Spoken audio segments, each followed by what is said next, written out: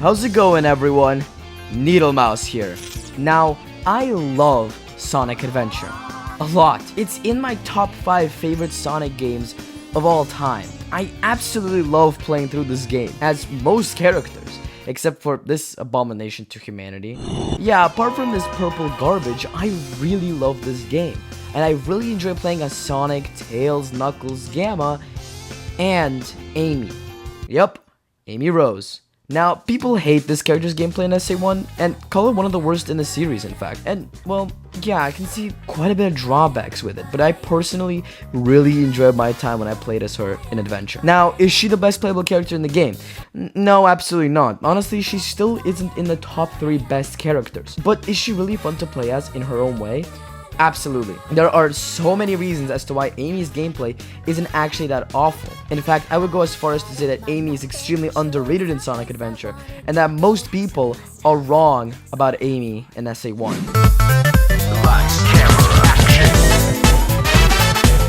Y'all already know how this goes. Let's get a little background on Sonic Adventure and Amy Rose as a character.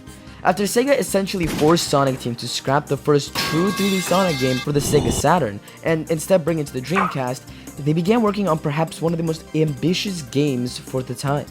With over 6 playable characters, a huge overarching story, a diverse soundtrack, and a grand finale that was quite revolutionary for the time, SA1 really did look absolutely insane. Sonic Adventure would take over a year to develop and over 100 people to work on it before it finally released on December 23rd, 1998 in Japan and on September 9th, 1999 in the West. The game was praised to say the least. Many critics loved the game and the fans still remember it as one of the best Sonic games of all time, myself included. SA2 still on top though. But if there's one thing that many critics and fans disliked about the game was the playstyle of Big the Cat, who will get his own video, don't worry, and the gameplay of none other than today's topic, Amy Rose. Amy was first introduced in Sonic CD, and went through a massive change when Sonic & Co transitioned into 3D. She looks a whole lot different in this incarnation, and acts different too, with her whole story being that she wants to be independent from Sonic. But it wasn't the story nor the redesign that people disliked, but it was really the gameplay that the masses felt was awful. Throughout Amy's levels, she just has to get to the end of the levels just like Sonic. Seems innocent enough. Well, that is until this monstrosity appears. This right here is E100-0, one of Eggman's robots from the line of the E100 series, that includes both Gamma and Omega. This robot's #1 goal is to erase Amy from the face of the earth, but he has a reason for this. In the beginning of the story, Amy runs into a small bird with an amulet around its neck, where a Chaos Emerald hides. This leads Eggman to send Zero out so that he can extract the emerald from the bird and bring it back to the doctor so he can feed it to Chaos. And so, the pink hedgehog traverses Twinkle Park, Hot Shelter, and Final Egg to try and escape this green beast, before ending Zero one last time as her story ends with the small bird reunited with its family. Safe to say, the story has a very wholesome ending. And while she has only 3 levels, the levels themselves are a lot longer to compromise for the small amount. The main issue that people have is Amy is very slow. Compared to most characters in the game, well, she's a snail. Her levels also being long don't compensate for most people, leaving a bad taste in their mouth when they play as her.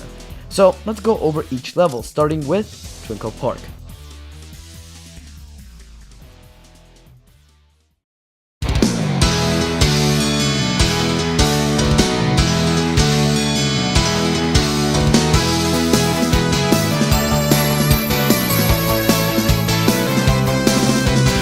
At first, this seems like an upbeat and happy carnival that we all know and love.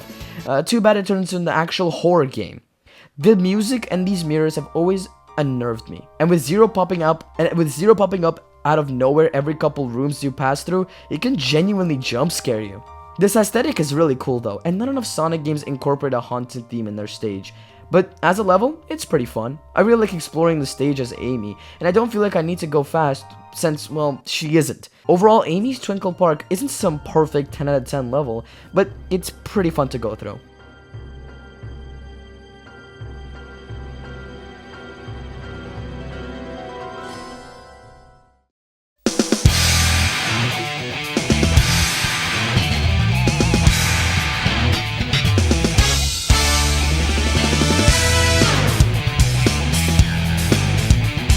Now this is where many people lose interest in Amy. And to some extent, I agree. Why are there these baby puzzles that 2-year-olds can solve? And when Amy picks up said stupid blocks, it becomes so easy for Zero to just come out of nowhere and beat the ever-loving crap out of you.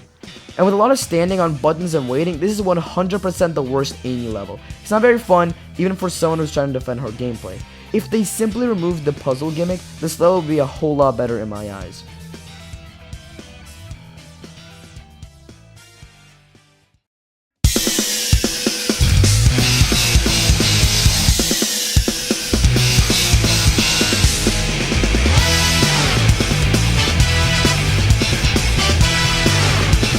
Now, Final Egg? Yeah, this is the pinnacle when it comes to Amy's story. Final Egg was really fun in my eyes, and I had a ton of fun running from Zero, as well as exploring the stage.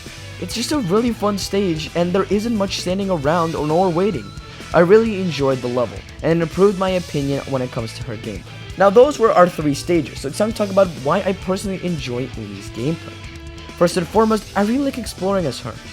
In most Sonic games, when I play as Sonic the Hedgehog himself, I don't see exploration being a necessity. That's why games like Sonic CD I extremely dislike, because I'm forced to explore. I want exploration to be something optional, and playing as Amy feels like that option since I'm no longer playing as the Blue Blur. Since her levels are so massive, there can be a lot of really fun paths to take that you just didn't notice when playing through these levels before as the other characters. Moreover, I really like using her hammer, constantly launching myself through the air and going a lot faster than before. Granted, this doesn't fix the issue of Amy being slow, but it does make it a lot more bearable. In fact, the use of her hammer in general is pretty fun. I really wish she used it more, but unfortunately Sega hated her at the time, so of course we weren't gonna get that. And finally, the story isn't too long. With only 3 albeit long levels to go through, it doesn't feel overbearingly long, to the point where I really enjoy my time playing as her campaign. And while I find Hot Shelter to be hot garbage, haha funny joke, Final Egg and Twinkle Park outweigh one bad zone with 2 good ones, leaving Amy's campaign to be a solid 7 out of 10 for me. While it doesn't come near to the gameplay of both Sonic and Gamma, there's a lot of fun to be had nonetheless. Well, that's everything for today. I hope y'all enjoyed today's video. Have a wonderful day wherever you are in the world, and I'll see you all next time. Ciao!